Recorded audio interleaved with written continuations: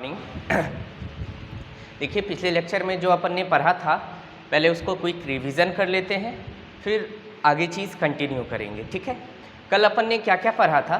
कल अपन ने पढ़ा था real and apparent depth image formation by the refraction of light at plane surface. मतलब रिफ्रैक्शन के द्वारा, लाइट के रिफ्रैक्शन के द्वारा किसी प्लेन सरफेस पर इमेज का फॉर्मेशन कैसे होता है वो चीज़ अपन ने कल देखा था, जिसमें अपन दो खास बात देखी थी। दो केस था कि when object is in denser medium and viewed from rarer medium. पहला केस कि जब हमारा ऑब्जेक्ट कहाँ है, डेंसर मीडियम में, और हम देख कहाँ से रहे थे, रेयरर मीडियम से। तो इस केस में दो चीज़ होती थी, एक्चुअल डेप्थ और अपरेंट डेप्थ के बीच रिलेशन। तो अपन ने अपरेंट डेप्थ के लिए, पहले केस के लिए अपरेंट डेप्थ आया था, कहाँ से देख रहे हैं, रेयरर मीडियम से। ऑब्जेक्ट कहाँ है, डेंसर मीडियम। जहाँ से देख रहे होते हैं उसके रिफ्रैक्टिव इंडेक्स को ऊपर लिखते हैं, और जहाँ ऑब्जेक्ट रखा हुआ है उसके रिफ्रैक्टिव इंडेक्स को नीचे लिखते हैं। उसी तरह यहाँ भी एक चीज़ और लिखा था, इमेज की वेलोसिटी बराबर सेम चीज़ mu R by mu D, mu R by mu D into V O, velocity of object. ये किस केस का था? ये उस केस का था जिस केस में हमारा ऑब्जेक्ट था डेंसर मीडियम में, बट हम देख कहाँ से रहे थे, रेयरर मीडियम से। दूसरा केस था, अच्छा इस केस में ऑब्जेक्ट की तुलना में इमेज थोड़ा पास बना था। ऑब्जेक्ट मान लीजिए यहाँ है, तो अगर ये सरफेस है, ऑब्जेक्ट यहाँ है, तो इमेज इसका यहाँ बना था पास में। और जब हमारा ऑब्जेक्ट हो रेयरर मीडियम में और अपन देख रहे हैं डेंसर मीडियम से, मतलब ऑब्जेक्ट कहाँ है, रेयरर में, और देख कहाँ से रहे हैं, डेंसर मीडियम से, तो इस केस में अपरेंट डेप्थ होती है, कहाँ से देख रहे हैं, डेंसर मीडियम से। ऑब्जेक्ट कहाँ है, रेयरर मीडियम में, HAC, मतलब अपरेंट डेप्थ, आभासी गहराई और एक्चुअल गहराई के बीच में ये रिलेशन था। उसी तरह वेलोसिटी ऑफ इमेज बराबर क्या होगा, mu D by mu R into V O. इस केस में अपन ने क्या देखा था, इस केस में देखा था कि अगर ये रेयरर मीडियम है और ये डेंसर मीडियम है, अगर कोई ऑब्जेक्ट ये है तो इसका इमेज ऊपर बना था, दूर बना था। और इस केस में अपन ने क्या देखा था, ये डेंसर मीडियम है और ये रेयरर मीडियम है, अगर ये ऑब्जेक्ट है तो इसका इमेज यहाँ बना था, पास बना था। ठीक है, ये चीज़ अपन ने कल देख लिया था। और क्या देखा था कि ऑब्जेक्ट और इमेज के वेलोसिटी का डायरेक्शन सेम होगी, मतलब अगर ऑब्जेक्ट VO से इधर जा रहा है तो इमेज भी VI से इधर ही जाएगा। यहाँ ऑब्जेक्ट अगर VO से इधर आ रहा है तो इमेज भी VI से इधर ही आएगा। ये चीज़ अपन ने कल देखा था और इस पे अपन ने न्यूमेरिकल्स भी किया था। ठीक है, अच्छे अच्छे न्यूमेरिकल्स कल अपन ने इस पर किया था। आगे नेक्स्ट चीज़ पढ़ते हैं अपन, क्या, ध्यान से सुनिएगा। नेक्स्ट चीज़ पढ़ेंगे अपन कि refraction by the transparent slab या image formation by the transparent slab. देखिए इंपॉर्टेंट है, image formation, image formation by transparent slab.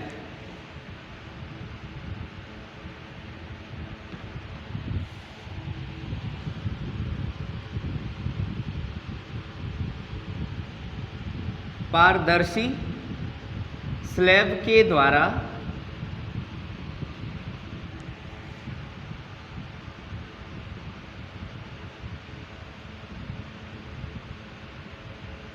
प्रतिबिंब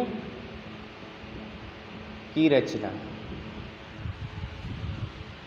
पारदर्शी स्लैब के द्वारा प्रतिबिंब का बनावट या प्रतिबिंब की रचना, image formation by transparent slab.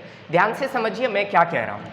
मान लीजिए कोई ट्रांसपेरेंट ग्लास, अच्छा ट्रांसपेरेंट का मतलब पता है ना, पारदर्शी, जिसमें हम आर पार देख पाते हैं। ग्लास जो होती है, कांच, वो कांच ट्रांसपेरेंट होती है, होता है ना। अगर मान लीजिए ये कांच है, कांच की बनी हुई है, तो आप इधर से उधर के वस्तु को इजीली देख पाते हैं, या इधर से इधर के वस्तु को इजीली देख पाते हैं। तो एक्चुअली होती क्या है, ये जो ग्लास स्लैब होती है वो ट्रांसपेरेंट होती है। तो मान लीजिए सपोज ये कोई ग्लास स्लैब है,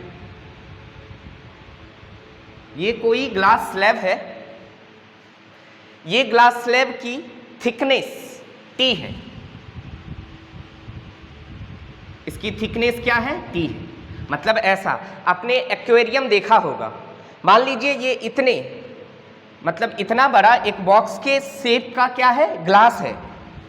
अब यहाँ पे ध्यान से समझिएगा, आप ऐसे सोचिए कि ये मान लीजिए एक सरफेस है, यहाँ पे पेपर बिछा हुआ है, इस पेपर पर अपन ने यहाँ एक ऑब्जेक्ट बना दिया और इसके ऊपर अपन ने क्या किया, ऐसा ग्लास स्लैब रख दिया, कांच का सिल्ली ऐसा रख दिया, और जब अपन ऊपर से देखेंगे तो इसका इमेज दिखेगा।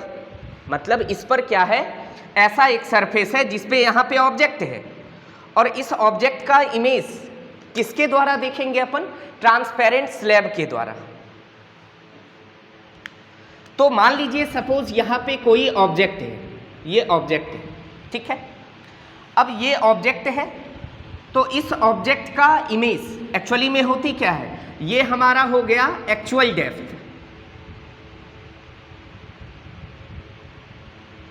ये हो गया एक्चुअल डेप्थ। इसका इमेज कहाँ बनेगा, थोड़ा यहाँ कहीं, इस ऑब्जेक्ट का इमेज कल देखा था ना, जब हमारा ऑब्जेक्ट डेंसर मीडियम में होता था और हम देख रहे थे रेयर मीडियम से, तो इमेज का फॉर्मेशन मतलब इस ऑब्जेक्ट से एक लाइट को परपेंडिकुलरली इस सरफेस पर गिरा दीजिए, तो ये इधर चली जाएंगी अनडेविएटेड, और एक लाइट रे को कहाँ गिराया था, कुछ एंगल पर, कुछ एंगल पे गिराया, ये नॉर्मल है। ये मान लीजिए ये एक ग्लास स्लैब है जिसका रिफ्रैक्टिव इंडेक्स कितना दे रखा है, म्यू है, बाहर क्या है, एयर है, तो एयर का रिफ्रैक्टिव इंडेक्स क्या हो जाएगा, 1। अच्छा, तो लाइट रे कहाँ से कहाँ जा रही है, डेंसर से रेयर, तो किधर बेंड करेगी, अवे फ्रॉम द नॉर्मल ये बेंड कर जाएंगी। अब ये रिफ्रैक्टेड रे और ये रिफ्रैक्टेड रे आगे कहीं नहीं मिलेगी, इसको अपन ने पीछे बढ़ाया और यहां जाके ये क्या बन गया, इमेज बन गया, ठीक है। ये है एंगल ऑफ इंसिडेंस I, ये है angle of refraction R। Same काम, ये काम कल किए थे अपन, आज क्या सिखा रहे हैं ये चीज समझिएगा। ये हो गया एक्चुअल डेप्थ, तो क्या अपन कहेंगे इस केस में हमारे लिए एक्चुअल डेप्थ क्या है, क्या ग्लास स्लैब की मोटाई के बराबर है, थिकनेस के बराबर है। एपरेंट डेप्थ क्या होगा, यहां से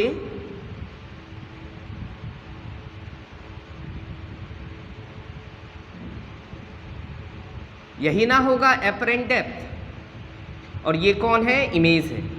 बताइए ऑब्जेक्ट कहाँ है, डेंसर मीडियम में, देख कहाँ से रहे हैं, रेयर मीडियम से, तो हम यहाँ कह दें रेयर मीडियम कौन है, एयर, और एयर की रिफ्रैक्टिव इंडेक्स 1। डेंसर मीडियम कौन है, ये ग्लास स्लैब जिसका रिफ्रैक्टिव इंडेक्स अपन क्या मान लिए हैं, म्यू। तो बताइए इस केस में एपरेंट डेप्थ कैसे निकालते हैं, एच एपरेंट बराबर कहाँ से देख रहे हैं, रेयर से, तो mu R by mu D into H A C. तो एपरेंट डेप्थ हो जाएगा, रेयर मीडियम का रिफ्रैक्टिव इंडेक्स 1, डेंसर का म्यू, एच एक्चुअल कितना है, टी, तो यहाँ से एच एपरेंट आ जाएगा कितना, T by mu. H apparent कितना आ जाएगा, टी बाय म्यू। मतलब ये है टी, एच एक्चुअल क्या है, टी के बराबर, और एच एपरेंट किसके बराबर हो गया, टी बाय म्यू के बराबर। अब ध्यान से समझिए, मतलब ये किसके बराबर है, टी के, और ये किसके बराबर आ गया, टी बाय म्यू के। यहाँ तक कोई दिक्कत, आई होप कोई दिक्कत नहीं होनी चाहिए आपको। ये एक्चुअल डेप्थ है टी, और इमेज बना यहाँ, तो इमेज का डेप्थ कितने पे आ गया, टी बाय म्यू पे। तो बताइए इस सरफेस से ऑब्जेक्ट कितनी डेप्थ पे है, टी पे, और इमेज कितनी डेप्थ पे बन रहा है, टी बाय म्यू पे। तो आपको ऐसा नहीं लग रहा है रियल में ऑब्जेक्ट यहाँ था मगर उसका इमेज कहाँ दिख रहा है, यहाँ, तो क्या इमेज ऑब्जेक्ट की तुलना में कुछ खिसक गया, क्या ऊपर आ गया, एक्चुअल में ऑब्जेक्ट यहाँ था, इमेज दिख कहाँ रहा है, यहाँ, तो क्या इमेज शिफ्ट कर गया थोड़ा, कितना शिफ्ट किया वही निकाल रहे हैं अपन। तो हम लिख रहे हैं शिफ्ट, विस्थापन निकाल रहे हैं कि इमेज का विस्थापन ऑब्जेक्ट की तुलना में कितना हो गया। मतलब ऑब्जेक्ट था टी दूरी पर, इमेज बना टी बाय म्यू पर, तो कितना शिफ्ट हुआ, इतने ना। इसको अपन मान लें ऐसा x, क्या मान लेते हैं इसको, x दिख रहा है। ये टोटल क्या है, t, मतलब इस सरफेस से, अरे भाई कहीं से भी देखेंगे तो एक रेफरेंस मानेंगे ना, तो इस सरफेस से ऑब्जेक्ट कितने दूरी पर है, t पर, इस सरफेस से इमेज कितने दूरी पर बना, टी बाय म्यू पर। तो बताइए इमेज कितना शिफ्ट हुआ, टी में से सर टी बाय म्यू को घटा दीजिए तो इतने ना शिफ्ट हुआ। तो बताइए शिफ्ट एक्स बराबर क्या लिखेंगे, T minus T by mu, T minus T by mu. Common ले लीजिए टी, तो यहाँ आ जाएगा 1 माइनस 1 बाय म्यू। यहाँ तक कोई परेशानी? ध्यान से देखिए फिर से, ये क्या है, ये जो हमने रेक्टेंगुलर शेप का बनाया ये क्या है, कांच का स्लैब है, ग्लास स्लैब है। इस पर इसके नीचे में क्या रखा है, ऑब्जेक्ट, और उसके ऊपर वो क्या रख दिया, कांच का स्लैब। मतलब ये ऑब्जेक्ट है यहाँ और इसके ऊपर इस शेप का, रेक्टेंगुलर शेप का कांच का स्लैब रख दिया। और अपन देख कहाँ से रहे, ऊपर से। देख कहाँ से रहे, ऊपर से। अरे एक्वेरियम में ऐसे सोचिए कि एक्वेरियम के बॉटम में कौन है, एक स्टोन है, और हम देख कहाँ रहे हैं, एक्वेरियम के टॉप सरफेस पर से एक्वेरियम को देख रहे हैं। तो आप एक चीज सोचिए, वो जो स्टोन रियल में सबसे नीचे सरफेस पे है यहाँ, और हम देख रहे हैं इस टॉप सरफेस से, तो अपने को वो जो स्टोन है ना थोड़ा ऊपर उठता हुआ दिखाई देगा, यहाँ नहीं दिखेगा, यहाँ दिखेगा।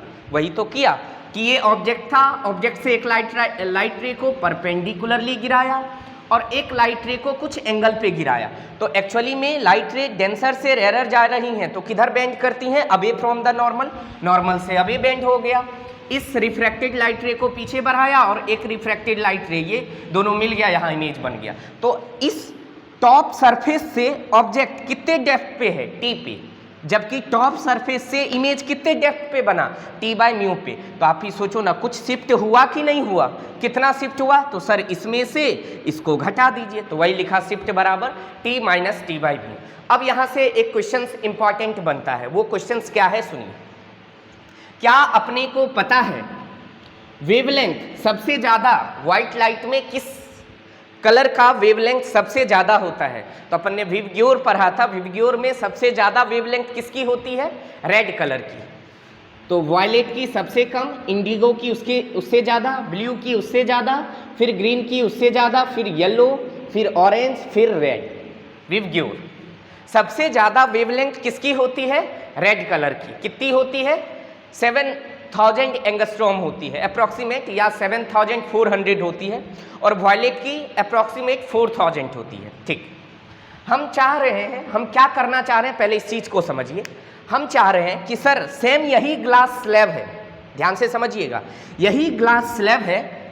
अब ये जो ऑब्जेक्ट दिख रहा है ना, आप ऐसा सोचो, यहाँ 7 कलर से एक पेपर पे अपन ने डॉट बना दिया, वायलेट कलर का डॉट, इंडिगो कलर का डॉट, ब्लू कलर का डॉट, ग्रीन कलर का डॉट, येलो कलर का डॉट, ऑरेंज कलर का डॉट और रेड कलर का डॉट। एक पेपर पे सारे कलर का डॉट बना दिया, उस पेपर के ऊपर क्या रख दिया, एक्वेरियम।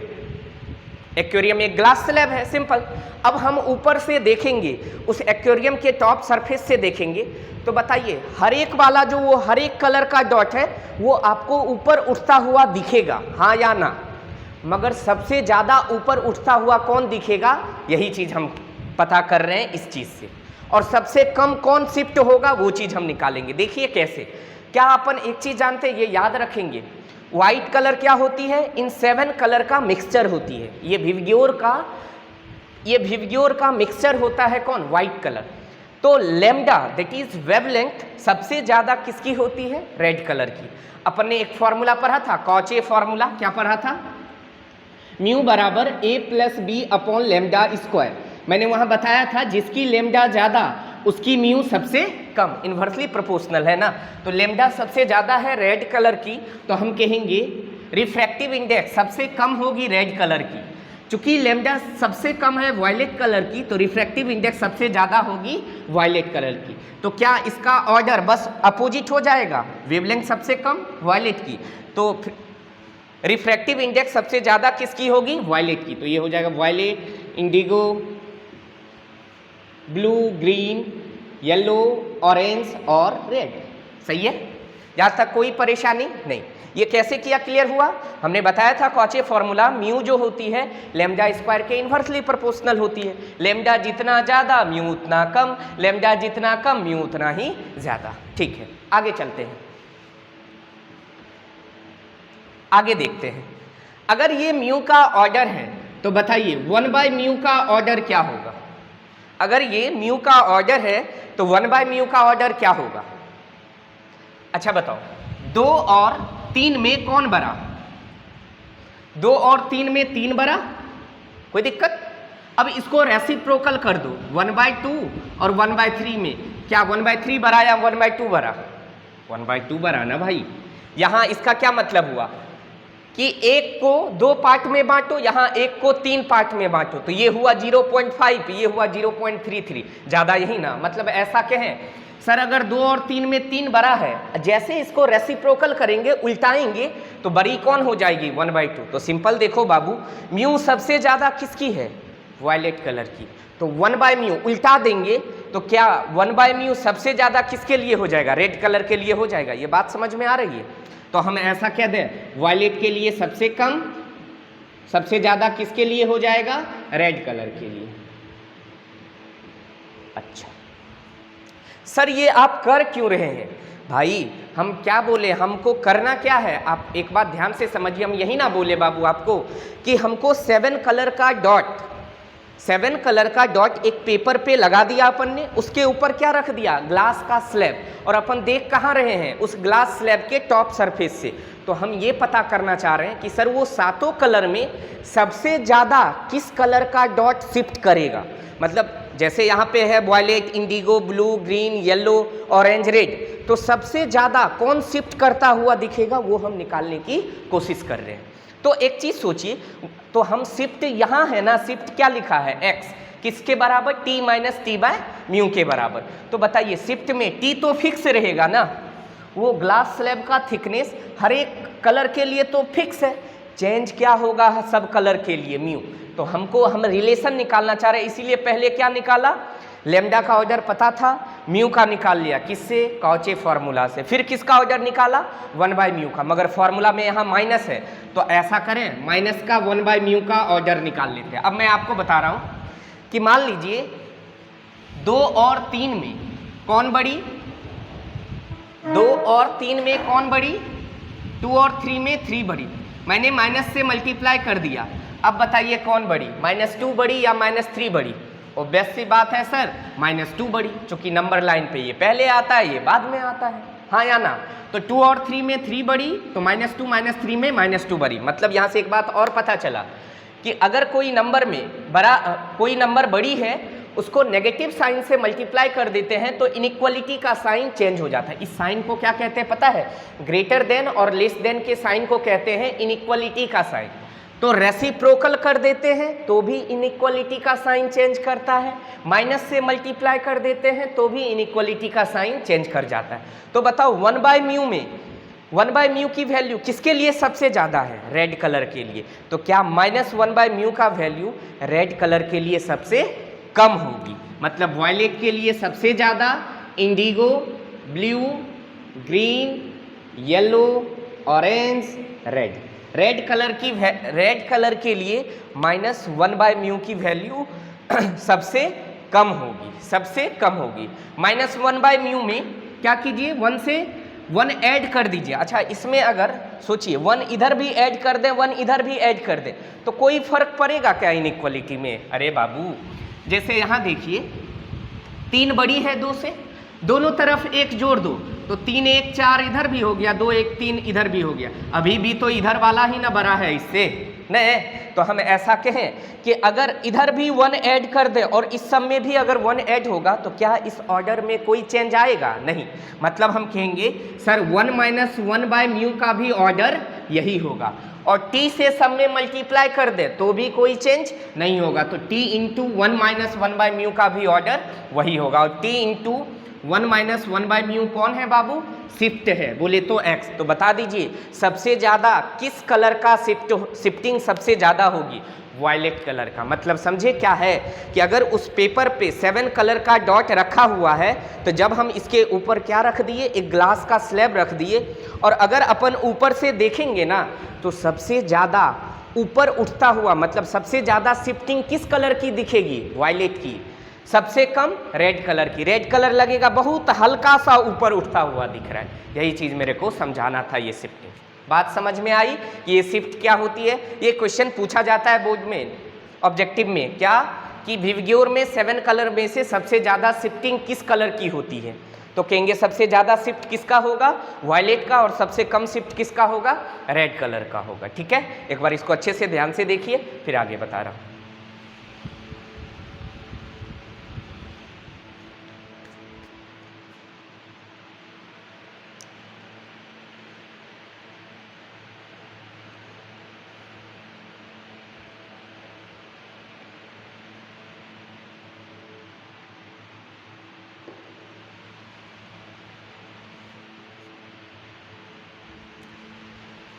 चलिए आगे चलते हैं।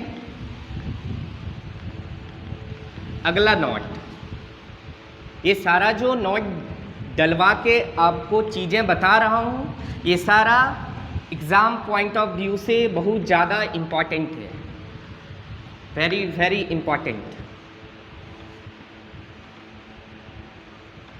अगला है कि अगर रिफ्रैक्शन किसके द्वारा हो रहा हो, मल्टीपल स्लैब के द्वारा, किसके द्वारा रिफ्रैक्शन हो रहा हो, मल्टीपल स्लैब के द्वारा, रिफ्रैक्शन बाय या इमेज फॉर्मेशन बाय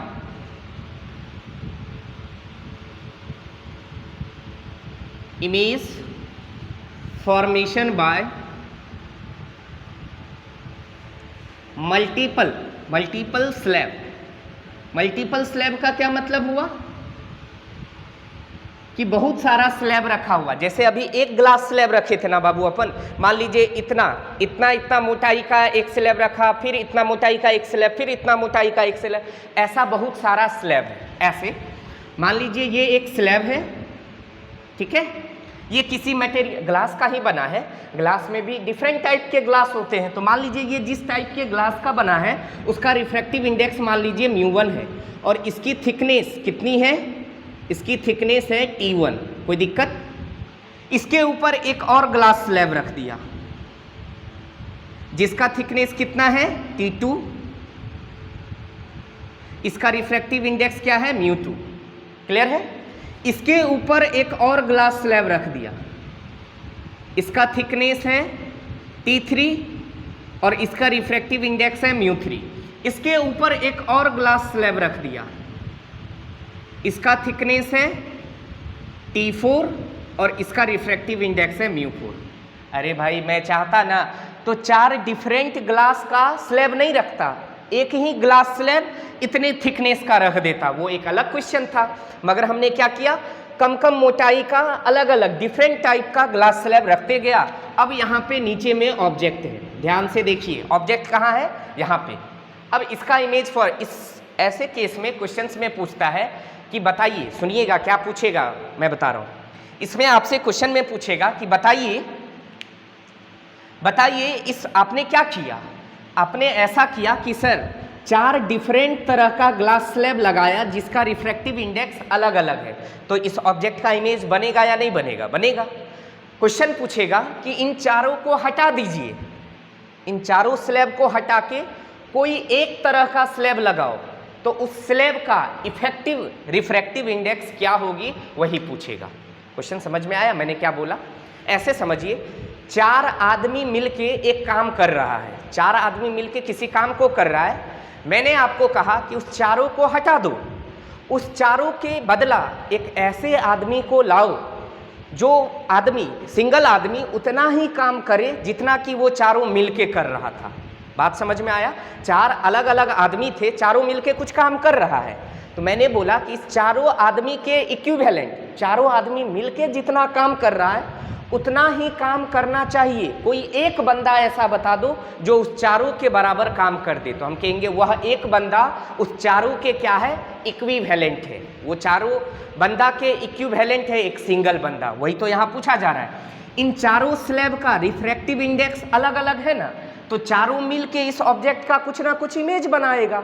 तो हमसे क्वेश्चन क्या कह रहा है कि इस चारों को हटाओ और इसके जगह मात्र एक स्लैब लगा दो ऐसा, जिसका रिफ्रैक्टिव इंडेक्स कुछ होगा नहीं पता, मगर इस ऑब्जेक्ट का इमेज वैसा ही बनना चाहिए जैसा इस चारों की सहायता से इस ऑब्जेक्ट का इमेज बनेगा, वैसा ही एक स्लैब के द्वारा इस ऑब्जेक्ट का इमेज बनना चाहिए। तो आपसे पूछा है बताइए ये जो एक स्लैब होगा इसका रिफ्रैक्टिव इंडेक्स क्या होगा, तो उसको अपन ने नाम क्या दे दिया, म्यू इफेक्टिव। क्या नाम दे दिया उसका, म्यू इफेक्टिव। अब कैसे करेंगे तो ध्यान से समझिए, इधर देखिए, क्या हम यहां से एक चीज कह सकते हैं, क्या एक्चुअल डेप्थ कितनी होगी स्लैब का, एक्चुअल ये सब क्या है, एक्चुअल है ना, तो क्या एक्चुअल डेप्थ हो जाएगी T1 plus T2 plus T3 plus T4 और भी रहता तो डैश डैश डैश ऐसा। अब पहले एपरेंट डेप्थ निकालते हैं आराम से एक एक करके। बताइए ये ऑब्जेक्ट एक तरह से डेंसर मीडियम में है, देख कहाँ से रहे हैं, रेरर मीडियम से। तो अभी पढ़ा था एच एपरेंट का फॉर्मूला, देख रहे हैं रेरर मीडियम से, ऑब्जेक्ट है डेंसर मीडियम में, तो इस केस में एच एपरेंट का फॉर्मूला होता था mu R by mu D into H A C. Refractive index of rarer medium देख रहे हैं हवा से, तो हवा का रिफ्रैक्टिव इंडेक्स हम ऑलवेज क्या अरे इस स्लैब के बाहर मीडियम क्या है, एयर है, और एयर का रिफ्रैक्टिव इंडेक्स कितना होता है 1, तो रेरर मीडियम का रिफ्रैक्टिव इंडेक्स 1, डेंसर मीडियम का रिफ्रैक्टिव इंडेक्स मान लीजिए म्यू है, तो क्या म्यू इंटू एच ए सी। और अगर पहले वाले स्लैब के बारे में देखें तो पहले वाले स्लैब के लिए एक्चुअल थिकनेस कितनी है, मतलब एक्चुअल डेप्थ कितनी है T1 और इसका रिफ्रैक्टिव इंडेक्स μ1, तो हम लिख दें 1 बाय μ1 इंटू T1, तो बोलते हैं T1 बाय μ1। अब ध्यान से समझिए इसका क्या मतलब हुआ, सर पहले वाले स्लैब के द्वारा एपरेंट डेप्थ कितना आएगा T1 बाय μ1, दूसरे वाले स्लैब के द्वारा T2 बाय μ2, तीसरे वाले स्लैब के द्वारा T3 बाय μ3, चौथे वाले स्लैब के द्वारा T4 बाय μ4। ऐसा तब आएगा जब अकेला अलग अलग ये स्लैब रखा होता तब इतना होता, मगर चारों स्लैब एक साथ रखे हुए तो उनके द्वारा नेट एपरेंट कितना आएगा, तो हम कहेंगे नेट एपरेंट आएगा पहले के द्वारा एपरेंट प्लस दूसरे के द्वारा एपरेंट डेप्थ प्लस तीसरे के द्वारा apparent depth plus dash dash dash. हाँ या ना, ये बात समझ में आया मैंने क्या बोला, ये चीज़ समझ में आया कि ऐसा मान लीजिए अगर एक ऑब्जेक्ट रहता और ये एक ग्लास स्लैब रहती जिसकी थिकनेस T है और इसका रिफ्रैक्टिव इंडेक्स म्यू है, तो बताइए ऑब्जेक्ट यहाँ दिखता ना इसका इमेज, मगर एक स्लैब के द्वारा कितने डेप्थ पे दिखता, तो एच एपरेंट दिखता T बाय म्यू, बोले तो T1 बाय μ1, ये एक स्लैब के द्वारा। सेम ऐसा ही स्लैब ये दूसरा रखते तो अकेला उसके द्वारा कितना दिखता T2 बाय μ2, एपरेंट डेप्थ अकेला इसके द्वारा कितना होता T2 बाय μ2, अकेला इस स्लैब के द्वारा कितना होता T3 बाय μ3, इस स्लैब के द्वारा कितना होता T4 बाय μ4। मगर सारा स्लैब अलग अलग है कि सब स्लैब एक ही साथ रखा हुआ है। मतलब ऐसे सोचिए बाबू कि मेरे कारण किसी काम को करने में, ऐसे समझते हैं मेरे कारण मेरा इफेक्ट किसी काम को करने में कुछ है, किसी अलग बंदे का काम करने का इफेक्ट जो है, मान लीजिए इस काम को करना है अपने को, हमने अकेला इस काम को किया 5 सेकेंड में, सपोज कोई और बंदा आया इस काम को अकेला किया 2 सेकेंड में, कोई और बंदा आया इस काम को अकेला किया 3 सेकेंड में।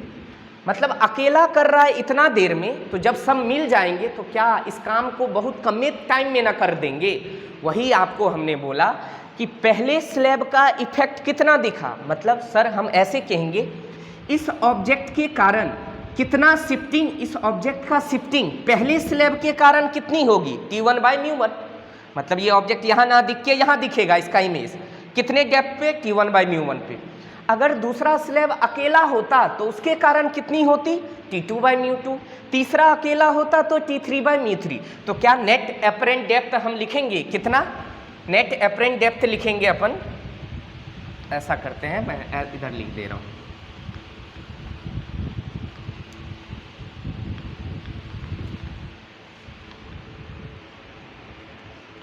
ऐसे H एक्चुअल कितना आया T1 plus T2 plus T3 plus T4 plus dash dash dash, और H एपरेंट कितना आया T1 by μ1 plus T2 by μ2 plus T3 by μ3 plus T4 by μ4 plus dash dash dash. ये actual आ गया, ये apparent आ गया। और अभी अपन ने एक चीज पढ़ा था, क्या सुनिएगा, दोनों केस में जब ऑब्जेक्ट डेंसर में था या ऑब्जेक्ट एक बार डेंसर में था, देख रहे थे रेरर मीडियम से, फिर अगले केस में ऑब्जेक्ट रेरर में था, देख रहे थे डेंसर मीडियम से।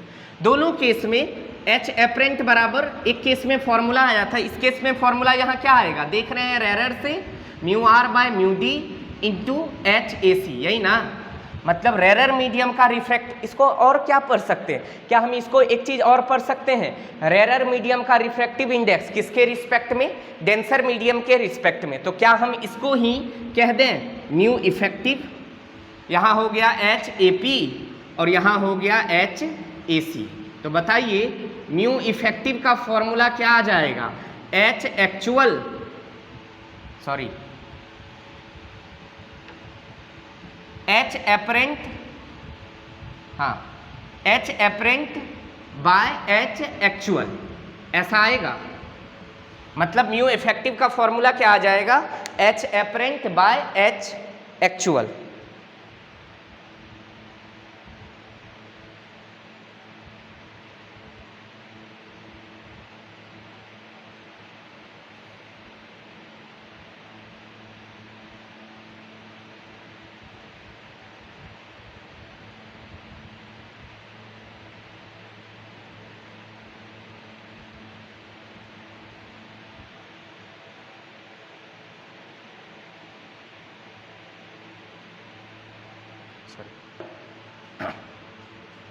एक मिनट,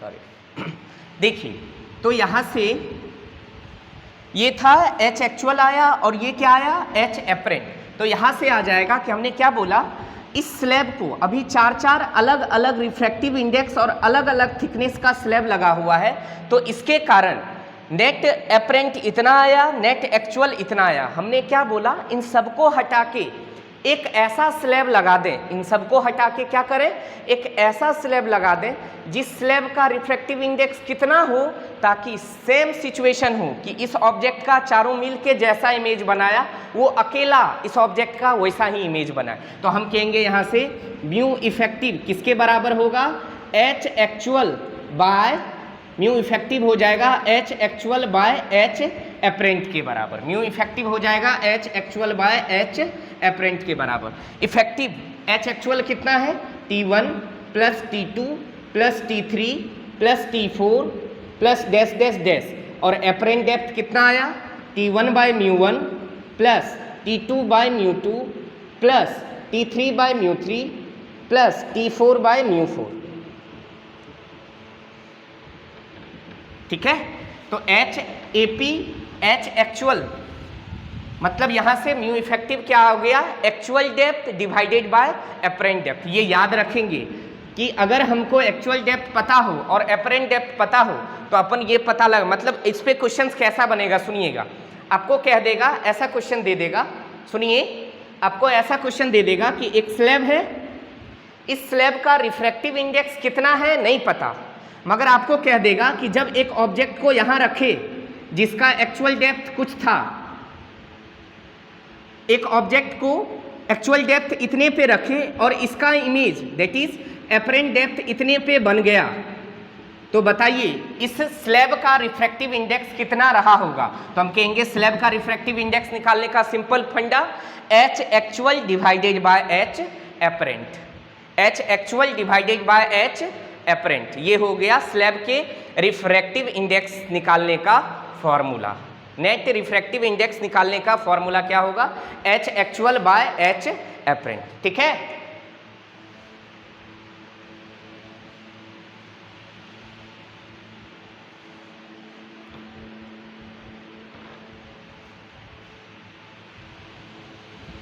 चलिए आगे इस पे एक क्वेश्चंस करते हैं।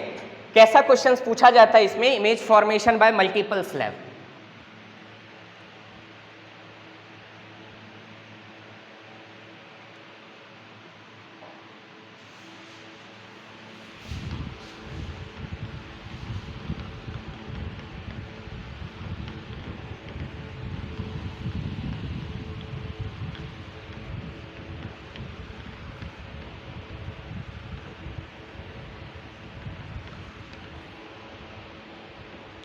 देखिए क्वेश्चंस कैसा है, न्यूमेरिकल देखिए, ये एक स्लैब है जिसकी थिकनेस h है, इसका रिफ्रैक्टिव इंडेक्स म्यू है। दूसरा स्लैब है जिसका थिकनेस h 1.5 म्यू, इसका रिफ्रैक्टिव इंडेक्स है, इसका भी थिकनेस h और इसका रिफ्रैक्टिव इंडेक्स 1.5 म्यू। ठीक है, क्वेश्चंस में कह रहा है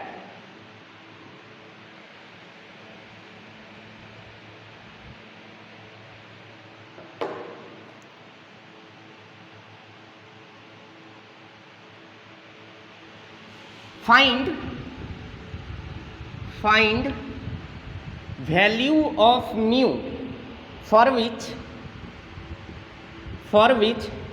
apparent depth of object is half of actual depth. Apparent depth of object is half of actual depth. क्या कह रहा है सुनिए कि इस म्यू की वैल्यू बताइए किसके लिए, कि मान लीजिए एक ऑब्जेक्ट यहाँ रखा है कि उस ऑब्जेक्ट का जो है एपरेंट डेप्थ वो किसके बराबर हो जाए, एक्चुअल डेप्थ के आधा हो जाए। मतलब एपरेंट डेप्थ किसके बराबर हो जाए, एक्चुअल डेप्थ का हाफ हो जाए, तब बताइए म्यू की वैल्यू कितनी होगी। अब आराम से समझिए कैसे करेंगे इस क्वेश्चन को। आपको दे रखा है ऐसा एक स्लैब है जिसमें दो पार्टीशन बना है, दो भाग में ये स्प्लिट है। क्या, एक भाग है जिसकी थिकनेस h है मगर उस जो मटेरियल का वो बना है उसका रिफ्रैक्टिव इंडेक्स क्या है, म्यू। दूसरा है उसका भी थिकनेस h है मगर उसका रिफ्रैक्टिव इंडेक्स क्या है, 1.5 म्यू। तो क्वेश्चन में कह रहा है कि बताओ इस म्यू की वैल्यू क्या हो, इस म्यू की वैल्यू क्या हो ताकि इस ऑब्जेक्ट का जो एपरेंट डेप्थ आए ना वो एक्चुअल डेप्थ का क्या हो जाए, आधा हो जाए। तो क्वेश्चन में आपको क्या दे रखा है कि h एपरेंट ना आधा है किसके, एक्चुअल डेप्थ के, यही ना दे रखा है क्वेश्चन में आपको। अच्छा बताइए अगर हम इस केस का एपरेंट डेप्थ निकालते और एक्चुअल डेप्थ निकालते तो कैसे निकालते, क्या निकाल सकते हैं, अभी तो किया था। एक्चुअल डेप्थ कैसे निकाला था, ये T1 था, ये T2 था, ये T3 था, तो एक्चुअल डेप्थ निकाला था T1 plus T2 plus T3। ये जो स्लैब है ऐसा था ना, अभी अपन ने किया था ना, ऐसा था। ये T1 था, ये T2 था, ये T3 था, ये T4 था, ये μ1, ये μ2, ये μ3, ये μ4। बताइए इस केस में अपन ने एक्चुअल डेप्थ निकाला कि नहीं निकाला, कितना आया था, T1 plus T2 plus T3 plus T4, नहीं। और एपरेंट डेप्थ क्या आया था, एपरेंट डेप्थ आया था T1 by μ1 plus T2 by μ2 plus T3 by μ3 plus T4 by μ4, यही आया था क्या, ये आया था। तो बताइए यहाँ पे अपन एपरेंट डेप्थ निकाल सकते हैं, बिल्कुल। कैसे, तो एपरेंट डेप्थ लिखेंगे क्या, पहले का थिकनेस डिवाइडेड बाय पहले का रिफ्रैक्टिव इंडेक्स, तो लिखेंगे h बाय म्यू प्लस दूसरे का थिकनेस बटे दूसरे का refractive index 1.5 mu, half of actual कैसे निकाल रहे हैं, सारे के थिकनेस का सम, तो क्या लिख देंगे h प्लस h। कोई दिक्कत, तो ये क्या बन गया देखिए, h बाय म्यू कॉमन ले लीजिए, h बाय म्यू कॉमन ले लीजिए, तो यहां बन गया 1, यहां बन गया 1 बाय 1.5, यहां बन गया 1 बाय 2, h प्लस h किसके बराबर हो गया, 2h के बराबर, 2 से 2 कट गया, h से h कट गया, क्या बचा, मैं इसको इधर रब कर दे रहा हूं,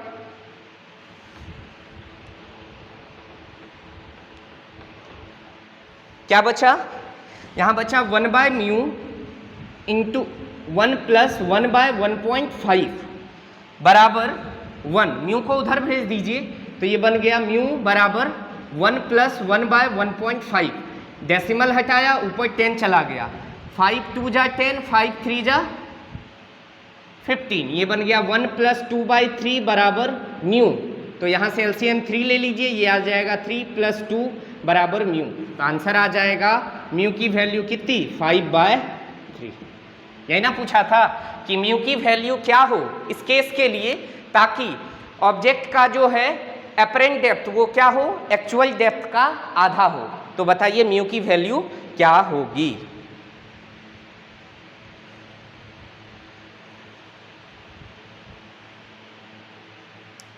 ठीक है, आगे